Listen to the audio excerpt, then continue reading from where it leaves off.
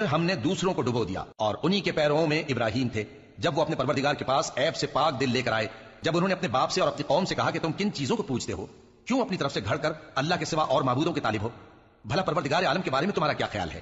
تب انہوں نے ستاروں کی طرف ایک نظر کی، پھر کہا میری تو طبیعت ٹھیک نہیں ہے۔ تب وہ لوگ ان سے پیٹ پھیر کر چلے گئے۔ پھر ابراہیم ان کے معبودوں کی طرف متوجہ ہوئے اور کہنے لگے کہ تم کھاتے کیوں نہیں؟ تمہیں کیا ہوا ہے؟ تم بولتے نہیں؟ پھر ان کو داہنے ہاتھ سے مارنا اور توڑنا شروع کیا۔ پھر وہ لوگ ان کے پاس دوڑے ہوئے آئے۔ ابراہیم نے کہا کہ تم ایسی چیزوں کو کیوں پوجتے ہو جن کو خود تراشتے ہو، حالانکہ تم کو اور جو تم بناتے ہو اس کو اللہ ہی نے پیدا کیا ہے۔ وہ کہنے لگے کہ اس کے لیے ایک عمارت بناؤ، پھر اس کو آگ کے ڈھیر میں ڈال دو۔ غرض انہوں نے ان کے ساتھ ایک چال چلنی چاہیے اور ہم نے انہی کو زیر کر دیا۔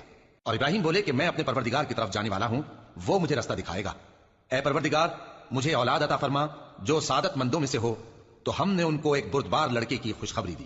جب وہ ان کے ساتھ دوڑ دھوپ کی عمر کو پہنچا تو ابراہیم نے کہا کہ بیٹا، میں خواب میں دیکھتا ہوں کہ گویا تم کو ذبح کر رہا ہوں، تو تم سوچ لو کہ تمہارا کیا ارادہ ہے۔ انہوں نے کہا کہ ابا جان، جو آپ کو حکم ہوا ہے وہی کیجئے، اللہ نے چاہا تو آپ مجھے صابروں میں پائیے گا۔ اس طرح جب دونوں نے حکم مان لیا اور باپ نے بیٹے کو ماتھے کے بل لٹا دیا تو ہم نے ان کو پکارا کہ اے ابراہیم، تم نے خواب کو سچا کر دکھایا، ہم نیکوکاروں کو ایسا ہی بدلہ دیا کرتے ہیں۔ بلا شبہ یہ کھلی آزمائش تھی، اور ہم نے قربانی کی ایک بڑے جانور سے ان کا یعنی اسماعیل کا فدیہ دیا، اور پیچھے آنے والوں میں ہم نے ابراہیم کا ذکر خیر باقی رکھا کہ ابراہیم پر سلام ہو، نیکوکاروں کو ہم ایسا ہی بدلہ دیا کرتے ہیں۔ بے شک وہ ہمارے مومن بندوں میں سے تھے۔ اور ہم نے ان کو اسحاق کی بشارت بھی دی کہ وہ نبی اور نیکوکاروں میں سے ہوں گے، اور ہم نے ان پر اور اسحاق پر برکتیں نازل کی تھیں، اور ان دونوں کی اولاد میں سے نیکوکار بھی ہیں اور اپنے آپ پر سراسر ظلم کرنے والے یعنی گناہگار بھی ہیں۔